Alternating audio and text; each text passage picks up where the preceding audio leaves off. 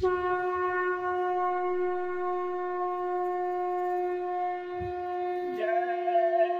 गुरुदेव। जय गुरुदेव।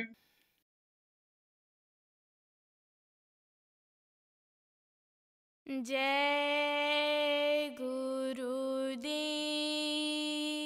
जय गुरुदेव। सतगुरु तुम्हें छोड़े है कौन मेरे, तो क्यों देखते हो उधर दृष्टि फेरे।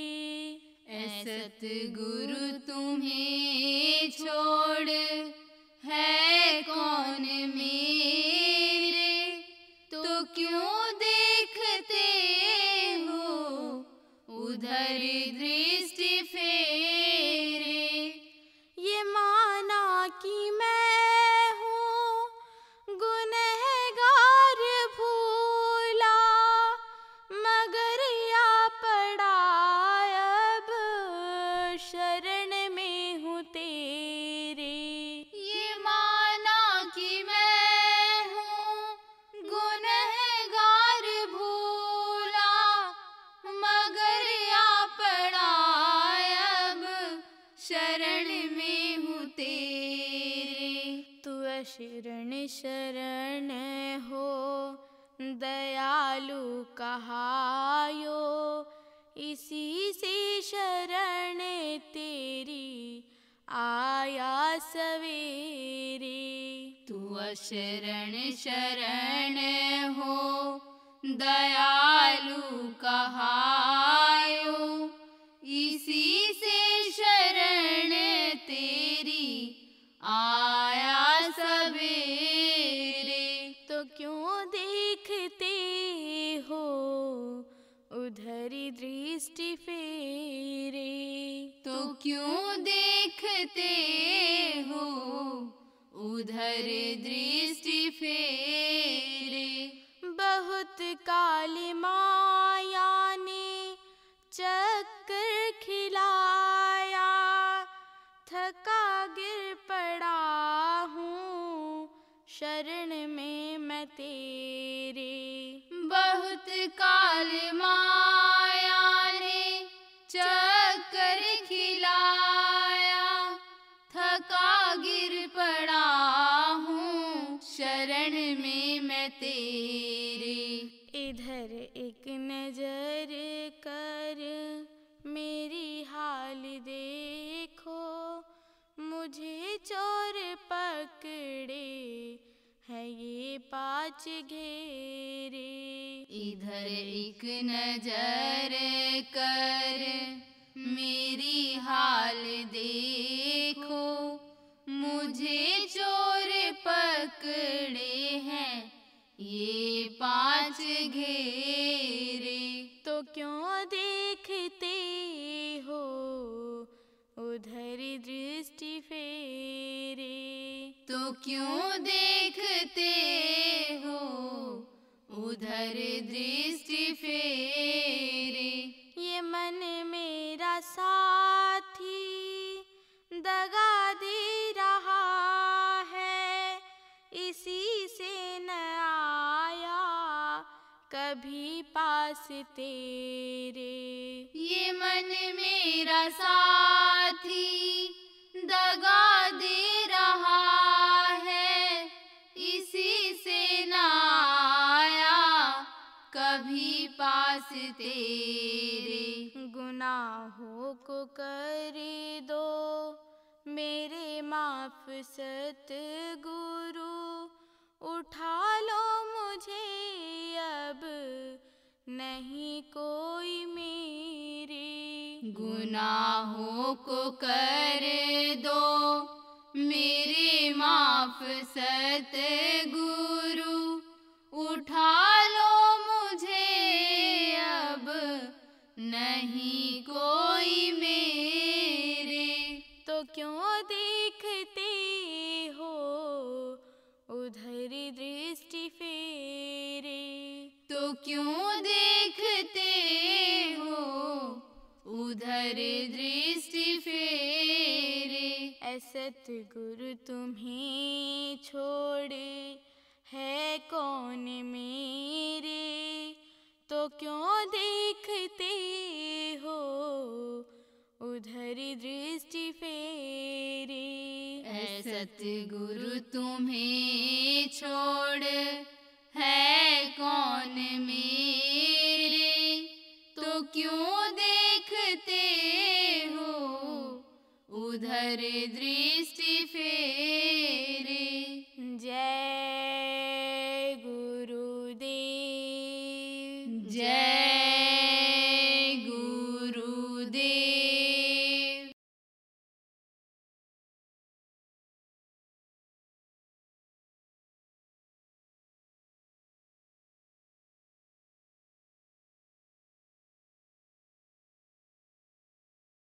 और कर्म किससे बनते हैं? हाथ, पैर, आंख, कान, ये जो शरीर के अंग हैं, इन्हीं से कर्म बनते हैं, इन्हीं से कर्म बनते हैं। तो अब आप ये समझो प्रेमी कि कर्मों का विधान बना दिया। कर्म बंधन से तुम निकल नहीं सकते हो, तो कर्म बंधन में जीव बंध गया। तो शुरू में सृष्टि की रचना हुई थी, कल आपको बताया था, तब ये जीव निष्कर्म था। किससे निष्कर्म था? अपने शरीर के कर्म से। तब जीवात्माओं को वापस जाने में दिक्कत नहीं होती थी। लेकिन जब कल आपको बताया था कि वेद पाए ब्रह्मा हर्षाई, वेद मिला ब्रह्मा को आई, वेदवाणी आकाशवाणी ब्रह्म स्थान से निकली, आवाज आई, शब्द जिसको कहा गया, उन्होंने जब सुना तब उन्होंने किसको बताया? ऋषि और मुनियों को। और ऋषि मुनियों ने ये बता दिया लोगों को कि भाई यह नियम बन गया है, अच्छे का और बुरे का, यह दोनों नियम बन गया है और इसका आप करो पालन। तो अब आप कहते हैं कि आपातकाले मर्यादा का नाश, जब आफत कोई आ जाती है, जैसे आदमी को पानी नहीं मिलता है तो गंदा पानी ही छान छून करके पी लेता है, किसी तरह से प्यास बुझा देता है। देखो अभी कुछ समय पहले बेचारे मजदूर कहाँ फंस गए थे? आप ये समझो कि सुरंग में फंस गए थे। कैसे कैसे उन्होंने समय को निकाला। एक जगह हवाई जहाज की दुर्घटना हो गई, क्रैश हो गया।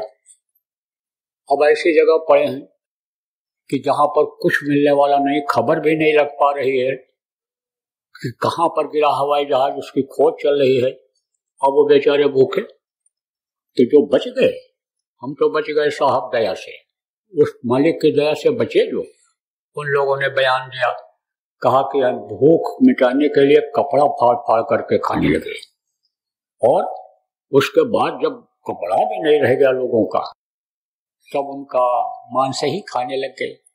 ऐसे ही समझो आपातकाल में आदमी को परिस्थितियों का दास बनना पड़ता है। तो आप ये समझो कि यह परिवर्तनशील संसार है, दुनिया में बदलाव होता रहता है। बदलाव आया, सतयुग गया, त्रेता आया, द्वापर आया, कलयुग आया, तो ये जितने युग आते गए, ये सब मलिन युग आते गए, और इनमें लोग अपने आचार विचार, आहार व्यवहार जिसको कहते हैं, इससे अलग होते गए, नियम को तोड़ते गए, और इस शरीर के अंगों से गलती करते गए।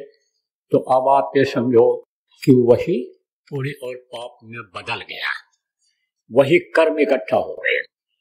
अब आपको ये भी नहीं पता है कि हम पिछले जन्म में कहाँ थे, उससे पहले कहाँ थे, उससे पहले कहाँ थे, यह आपको यही नहीं पता है। लेकिन बहुत जन्मों में रहना पड़ा कुछ लोगों को। आप इसी में जो बैठे हो, बहुत जन्म बार मरना और जीना पड़ा। कोटि जन्म जब भटका खाया, तब यह नर तन दुर्लभ पाया। पिछले जन्मों में भी मनुष्य शरीर में थे आप, और यही काम करते रहे जो अभी कर रहे हो। क्या काम कर रहे हो? खा रहे हो, कमा रहे हो, सो रहे हो और बच्चा पैदा कर रहे हो। यही काम पिछले जन्मों में भी करते रहे। तो उन जन्मों में जो आपने काम किया, एक के साथ दूसरे जुड़े रहे, चाहे पिता के साथ जुड़े रहे, चाहे पत्नी के साथ जुड़े रहे, चाहे पत्नी आप समझो कि माँ के साथ जुड़ी रही, बेटी के साथ जुड़े रहे एक दूसरे से, तो एक दूसरे के कर्मों का लेना देना हो गया। और वो कर्मों का लेना देना आधा करने के लिए, सुख संपदा को इकट्ठा करने के लिए इस शरीर से कर्म बन गए। तो वो कर्म आप समझो नष्ट नहीं हुए, शरीर तो नष्ट हो गया, शरीर तो खत्म हो गया। धन दौलत जो आपने पिछले जन्म में कहीं मनुष्य शरीर में से इकट्ठा किया वो तो सब आपका खत्म हो गया, छूट गया। लेकिन उस कर्म को लेकर के आप दूसरा जन्म ले लिए और फिर उसके बाद इसी तरह जन्म लेते रहे। और वही कर्म जो अच्छा कर्म था आपका, वो आपको मनुष्य शरीर दिला दिया, देव शरीर दिला दिया। लेकिन वो बुरे कर्म भी नहीं छूटे, तो उसको कहते हैं संचित कर्म। अब संचित कर्म में चाहे अच्छा कर्म हो और चाहे बुरा कर्म हो, ये दोनों आते हैं, दोनों कर्म आते हैं। अब जो अच्छे कर्म थे, आप ये समझो उसकी वजह से आपको खाने पीने रहने की नहीं दिक्कत वाले घर में जन्म हो गया, जिनको बड़ा आदमी कहते हो। लेकिन जो बुरे कर्म थे वो आपको बुराई में फंसा दिए। जैसे आजकल के लड़के फंस जा रहे हैं, जैसे शराबी कबाबी हो जा रहे हैं, ठग बन जा रहे हैं, मारकाट वाली फौज में भर्ती हो जा रहे हैं। ये जो अपराधियों की समझो फौज बन रही है इस समय पर बर्बाद करने के लिए देश और दुनिया को, उनके साथ भर्ती हो गए, वो वही कर्म उधर लेकर चला गया। अब इनकी कोई जिंदगी है आतंकवादी की, नक्सलवादी की, आप ये समझो कि तमाम ये जो मारने काटने वाली संस्थाएं और ये जो गैंग बना लिए, इनकी जिंदगी का कोई भरोसा है? कुछ नहीं है। ये तो कागज की नाव पर बैठे हुए हैं, बारूद के ढेर पर बैठे हुए हैं। तो चाहे मजबूरी बस फंस गए उनके चक्कर में, और चाहे स्वतः नाम कमाने के चक्कर में उनके पास चले गए कि हमारा नाम हो जाएगा, ये मशहूर हैं, इनामी बदमाश हैं, और हमारा भी नाम पेपर में आ जाएगा, मीडिया में हमारा भी नाम आ जाएगा। उसमें चले गए, कर्म लेकर का चला गया। लेकिन वही कर्म जो उन्होंने किया वही जेल के शिक्षे में बंद कर दिया। आजादी खत्म हो गई। बढ़िया माल जो खा रहे थे पैसे के चक्कर में कि पैसा मिल जाएगा, बढ़िया माल खाने को मिलेगा, और जेल में वहां माल खाने को मिलेगा। जेल की रोटी और जेल की सब्जी कैसी होती है वो तो जो खाया है खाता है उसी को मालूम है। अनुशासन में रहना पड़ता है, अनुशासन में नहीं रहेंगे तो सजा मिलेगी। तो अब आप इस बात को समझो, कर्म ही ये दोनों लगे हुए हैं, इसीलिए इस जीवात्मा को परमात्मा तक पहुंचने नहीं देते हैं। अब ये कर्म काटने का तो लोगों ने बहुत तरीका निकाला, हर युग में निकाला तरीका, जितने भी ये थे त्रेता द्वापर कलयुग, इसमें बहुत कर्मों को काटने का तरीका निकाला, लेकिन सफल नहीं हुए। श्रुति पुराण बहु कहो उपाय, और छूट न अधिक अधिक और भाई। आगे भी समझा दे, कोशिश तो बहुत किया कर्मों को काटने के लिए, लेकिन कर्म और न आ जाए ये समझो कि उसका तरीका नहीं निकाल पाए, या निर्मूल या न खत्म हो जाए। निर्मूल किसको कहते हैं? मूल माने होता है जड़। तो कोई पौधा है, उसको जड़ से उखाड़ दो तो वो खत्म हो जाएगा, और अगर ऊपर से काट दो तो खत्म नहीं होता है, बल्कि उसमें से कल्ला निकल आता है, शाखाएं निकल आती हैं और ज्यादा फल देने लग जाता है। तो निर्मूल नहीं नष्ट हुआ, कोशिश बहुत किया। अब कैसे नष्ट करने की कोशिश किए, कैसे इन कर्मों को खत्म करने की कोशिश किए, यह आपको बता रहा हूं। कि जैसे लोगों ने कहा कि जाओ तीर्थ में, गंगा मुक्तिदायिनी है, यमुना सरस्वती मुक्तिदायिनी है, कावेरी मुक्तिदायिनी है, वहां तुम्हारे सब पाप धुल जाएंगे, और वहां तीर्थों में चले गए। लेकिन कहा कि तीर्थ गए 4 जना, चित्त चंचल मन चोर, और एक को कर्म काटे नहीं, लाज लिए 10 और। अब इसका मतलब समझा नहीं। तीर्थों में तो गए स्नान करने के लिए, देवी देवताओं का दर्शन करने के लिए, लेकिन चित्त चंचल हो गया, मन चोर हो गया। कैसे? जो आदमी औरत को घर में यहाँ आदमी नहीं देखता था, गांव में नहीं देखता था, सुंदर सुंदर औरतों को देखा, सुंदर पुरुष को औरतों ने देखा, औरत गई कोई सुंदर पुरुष को देखा, लड़की गई कोई सुंदर, जिसको हैंडसम कहते हैं इंग्लिश में, यानी सुंदर सुडौल शरीर वाला, सुंदर यानी उसका जो यानी समझो बॉडी कॉन्स्ट्रक्शन, जिसको यानी समझो कि गठन कहते हैं शरीर का, मजबूत गठन, बढ़िया पहलवान को देखा तो मन उसका चंचल हो गया कि ये हमको मिल जाता तो हम शादी कर लेते इससे।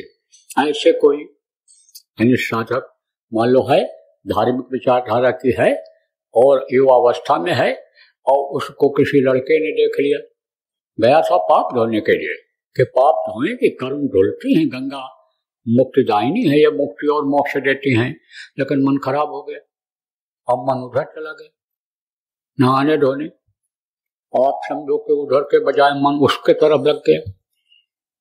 अब आप समझो पीछे लग गया, चाहे लड़का हो चाहे लड़की, पीछे लगने की कोशिश करते, नहाने के बाद मंदिरों में जाते कि चलो भाई नहाने के बाद पूजा करेंगे, मंदिर में दर्शन करेंगे, और बाजार देवताओं के दर्शन करने के, उनका एक दूसरे का दर्शन करते हैं, तो मन कहाँ लग गया?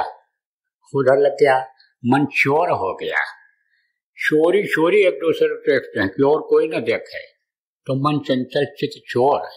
ये चित्त जो है चिंतन करने लग गया इस बात का, तो कर्माए कि नहीं है। अब उसकी वजह से देखो, जब कोई चीज मन में बस जाती है और मन उधर लग जाता है, तो इंसान उसी को पाने की बराबर इच्छा करता रहता है। यह मानवीय गुण है, हम मनुष्य की यह आदत है। तो कर्म आप ये समझो वो लट गए, कहा न जननी समझान है पर नारी, और धन पर आए बिस्टे बिस भारी। दूसरे का धन देख लिया, दूसरे की अटैची बैग देख लिया, दूसरे का मोबाइल देख लिया, क्योंकि मेले में तीर्थों में हर तरह के लोग जाते हैं। अब उसको पाने की इच्छा जग गई। अब मान लो चोरी की ही भावना आ गई कि कौन देखता है, मौका मिल करके चार्जिंग में लगा है, लाओ उठा करके जेब में रख लें। तो पाप लगा कि नहीं लगा? मन चंचल, चित्त चोर हो गया। आप ये समझो यानी प्रेम की यानी ये जो छूटने का था, कर्मों को काटने का था, वो और लड़ गया। तो अब यह कर्म बहुत दिनों से लड़े चले आ रहे हैं। ये कर्म जब तक नहीं कटेंगे तब तक ये जीवात्मा अपने घर अपने वतन ये पहुंच नहीं सकती है। कोशिश तो किया लोगों ने, लेकिन और फंसते चले गए, उलझते चले गए। जैसे इस समय आदमी अपने शरीर के सुख के लिए, मान सम्मान के लिए बहुत सा उपाय करता है। कहते हैं एक फैक्ट्री है, 2 फैक्ट्री डाल लो, 3 हो जाएगी, तो इज्जत बढ़ जाएगी, सम्मान बढ़ जाएगा, पैसा आने लग जाएगा। और अगर कोई ठग मिल गया या एजेंट मिल गया मशीन बिकवाने वाला, तो वो तो अपना उल्लू सीधा करके फंसा करके चला जाएगा। तो सुख के लिए तो क्या था, लेकिन अब पता चल रहा है मोटर जल गई, आज पता चल रहा है मजदूर नहीं आए, आज पता चल रहा है भाव कम हो गया। तो सुख के लिए तो आदमी करता है, लेकिन दुख में वही बदल जाता है। इसी तरह से कर्म काटने की कोशिश तो लोग करते हैं, लेकिन कर्म कटता नहीं और लदता चला जाता है। तो कर्म काटता कौन है, कटेगा कैसे? जब तक कर्म कटेंगे नहीं, जब तक ये जीव निर्मल नहीं होगा, तब तक आप ये समझो वहां पहुंच नहीं सकता है। कि जैसे कोई मंदिर हो, अब उस मंदिर में कोई लैट्रिन लगा हुआ, कीचड़ लगा हुआ, गंदगी लगा हुआ कपड़ा जब पहन करके जाने लगता है तो दरबार के दरबारी ही रोक देते हैं। पैर गंदा है तो कहता जाओ धो के आओ, तब अंदर जा सकते हो। तो वहां कैसे ये गंदी आत्मा जा पाए? तो ये आप ये समझो कि आत्मा तो बिल्कुल गंदी हो गई जब तक निर्मल नहीं हो। जिस तरह से आई थी उसी तरह से जब तक होगी नहीं, तब तक इसको एंट्री यानी प्रवेश नहीं मिलेगा अपने देश में, सतलोक में। तो इसको तो निर्मल होना चाहिए, इस जब बिल्कुल निर्मल हो जाए, है ना। लेकिन कहा गया कि यानी सार शब्द जाने बिना अब कागा हंस न होए, जब तक वो सार शब्द नहीं मिलेगा। सार शब्द किसको कहते हैं? सार सार को कह रहे, थोथा दे उड़ाए, बच्चियों अनाज फटकती हो, साफ करती हो, तो अनाज को जो अच्छा अनाज होता है उसको आप आगे कर लेती हो, और जो उसमें से घास फूस या तिनका जो आ जाता है उसको बाहर निकाल देती हो। तो ये सार है, सार शब्द वही सार है, वही कर्म काटेगा, वही अनि अपने घर पहुंचाएगा प्रभु के पास। तो सार शब्द जाने बिना कागा हंस न होए। यह हंस रूप में थी जीवात्मा, इसका जीवात्मा नाम नहीं था, इसका सूरती नाम था। लेकिन जैसे जैसे ये नीचे उतरती गई और इधर आकर के इसमें यानी समझो कि नीचे की तरफ आई, इसका नाम शिव पड़ा और इसमें जीव हो गया। जब ये 5 तत्वों के शरीर में बंद कर दिया गया और इसके ऊपर जब कर्म लगने लग गए, यानी काली पड़ने लग गई, जब ये काला पर्दा लगने लग गया, तब इसका नाम जीव पड़ गया। तो कहा कागा हंस न होए। जो एकदम से हंस होता है, आप ये समझो कि एकदम सफेद होता है, अंदर तो वो वही रहता है। जैसे कौवा के अंदर मांस होता है, जैसे कौवा के अंदर में खून होता है, अन्य सिस्टम होता है शरीर के चलाने का, उसी तरह से हंस के अंदर भी होता है। लेकिन खाल उसकी जो होती है सफेद होती है, काफी सफेद होती है, और कौवा की काली होती है। अब आप क्या समझो, अंदर तो वही है लेकिन बाहर ऐसे ही जीवात्मा यानी है तो वही, लेकिन ये कर्मों का जो पर्दा लग गया उसके ऊपर, उसकी वजह से काली हो गई, कुरूपी हो गई। तो जब सार शब्द को पकड़ेगी, और सार शब्द को कौन पकड़ाता है? सार शब्द को पकड़ाने वाले गुरु होते हैं, शब्द भेदी गुरु। 7वां गुरु सत शब्द लखावा, और जहाँ का जीव तहाँ पहुंचावा। कई तरह के गुरु बताए गए, 7 तरह के गुरु बताए गए। 7वां गुरु जो होता है सार शब्द को पकड़ा देता है। शब्द गुरु करे सो शब्द स्नेही, जो शब्द से स्नेह रखते हो, शब्द की जानकारी करते हो, ऐसा गुरु बनाना चाहिए। तभी तो कहा पानी पिए छान कर और गुरु करे जानकर। तो गुरु ऐसा होना चाहिए जो शब्द की जानकारी करावे और शब्द यानी पकड़ा करके इस जीवात्मा को, इसके कर्मों को कटवा दे। क्योंकि कर्मों को काटने का तरीका केवल संतों के पास ही होता है, सदगुरु के पास ही होता है, और नहीं तो कोई कितना भी प्रयास करे कर्म कट नहीं सकते हैं।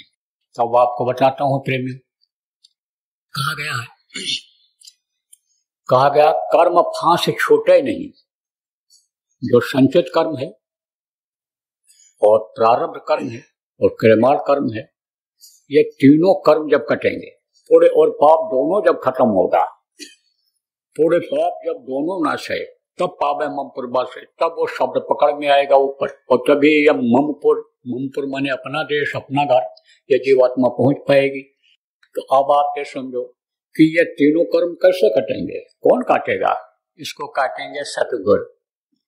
कहा कर्म फांस छूटे नहीं, और कीर्तिक करो उपाय, और सदगुरु मिले तो उबरे, और नहीं तो भटका खाए, नहीं तो धक्का खाए।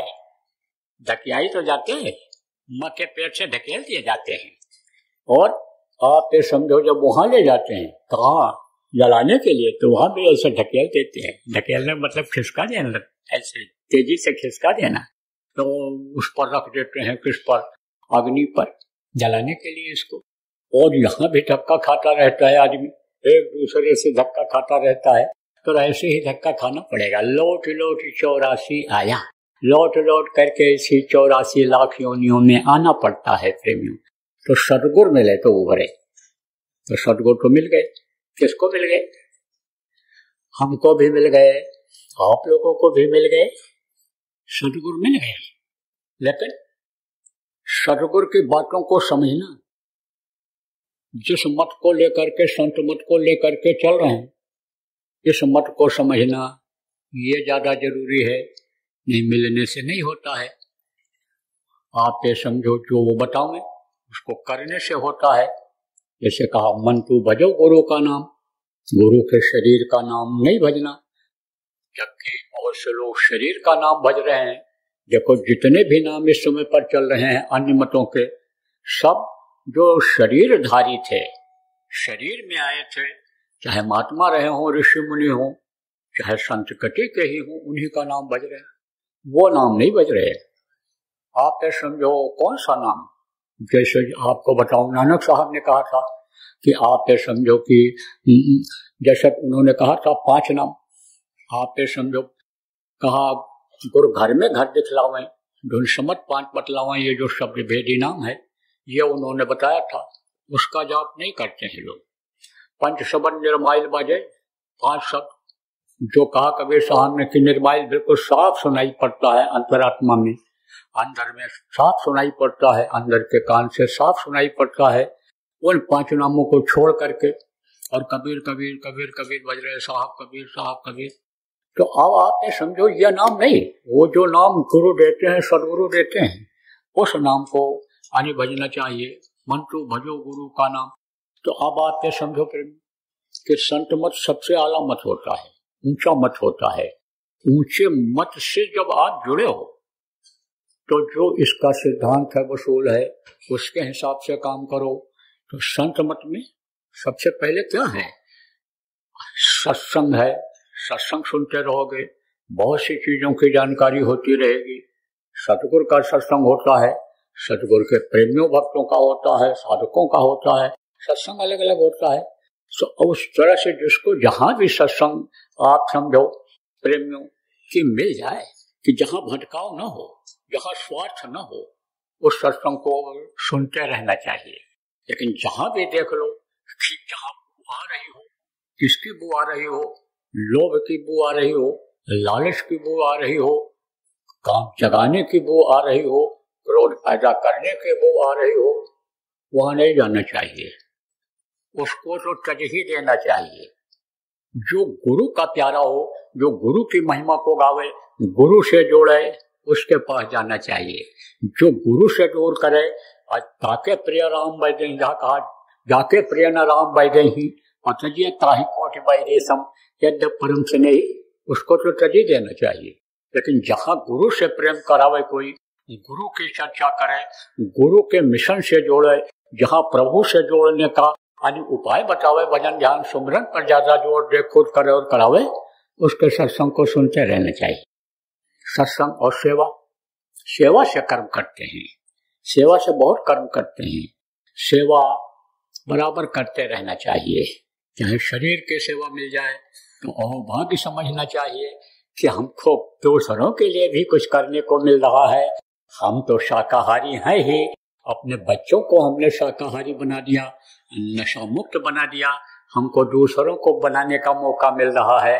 जिम्मेदार लोग हमको मौका दे रहे हैं, हमको जिम्मेदारी इसी बात की मिली हुई है कि गुरु के मिशन को आगे बढ़ाओ, गुरु की बातों को बताओ, गुरु को, प्रभु को जो भूल रहे हैं, मौत को जो भूल रहे हैं, उनको याद दिलाओ।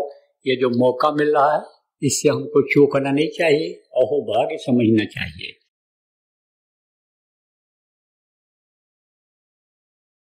आप ये समझो परिवर्तन की बेला में विनाश बहुत होता है। सतयुग के लायक इनको बनाओ।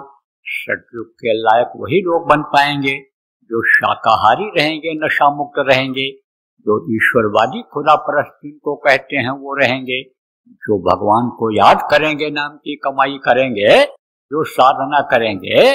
बचेगा साध जन कोई, जो सत से लौ लगाएगा वही सतयुग देख पाएगा। सतयुग के लायक बनो। हम तो बराबर प्रार्थना करते रहते हैं, हाथ जोड़ कर विनय हमारी, सजो नशा बनो शाकाहारी, छोड़ो व्यभिचार बनो ब्रह्मचारी, और सतयुग लाने की करो तैयारी। जय गुरुदेव। सरकारी व गैर सरकारी अनुदान के लिए बिना सत्संगियों के सहयोग द्वारा जनहित के कार्यों में लगी हुई बाबा जय गुरुदेव धर्म विकास संस्था का मुख्यालय पिंगलेश्वर रेलवे स्टेशन के सामने मक्सी रोड, उज्जैन, मध्य प्रदेश में है। यहाँ पर सत्संग व नामदान का कार्यक्रम होता रहता है। अतः आप श्रोताओं से अनुरोध है कि बाबा उमाकांत जी महाराज के आश्रम उज्जैन एक बार परिवार सहित जरूर पधारिएगा। आपके सुझाव के लिए व्हाट्सएप नंबर 9575600700। जय गुरुदेव, जय गुरुदेव।